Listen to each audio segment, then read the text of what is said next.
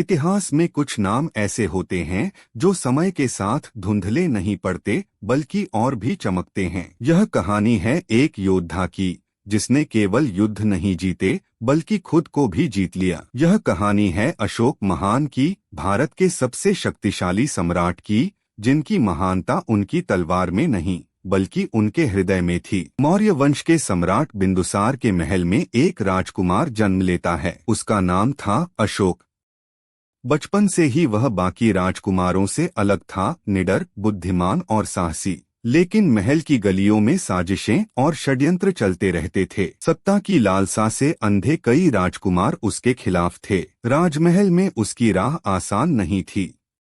उसे हर कदम पर खुद को साबित करना था। समय बीतता गया और अशोक ने खुद को एक कुशल योद्धा के रूप में स्थापित कर लिया। वह निडर था, पराजय से अछूता। उसके पराक्रम की कहानियां दूर दूर तक फैलने लगीं। इसीलिए जब सम्राट बिंदुसार ने उसे उज्जैनी भेजा तो यह तय हो गया कि वह केवल एक राजकुमार नहीं बल्कि एक भविष्य का सम्राट है। समय बीता और सत्ता की लड़ाई के बीच अशोक अंततः सम्राट बना, पर उसकी सबसे बड़ी परीक्षा अभी बाकी थी। कलिंग एक स्वतंत्र राज्य जिसने मौर्य सत्ता के आगे झुकने से इनकार कर दिया था। अशोक ने युद्ध का ऐलान किया। यह कोई साधारण युद्ध नहीं था।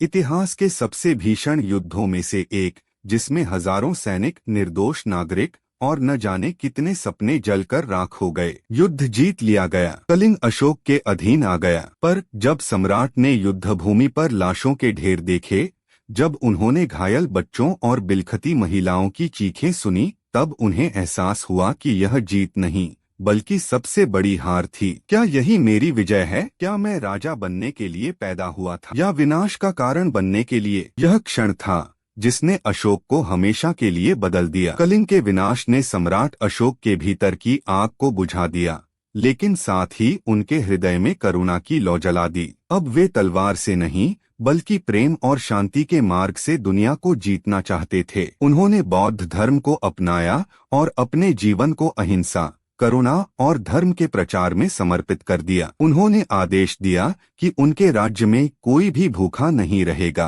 कोई भी अन्याय का शिकार नहीं होगा। उन्होंने अस्पताल, धर्मशालाएं, सड़कों और कुएं बनवाए। वे न केवल भारत बल्कि पूरी दुनिया को शांति और प्रेम का संदेश देने लगे। समय बीतता गया। एक योद्धा अब एक संत बन चुका था।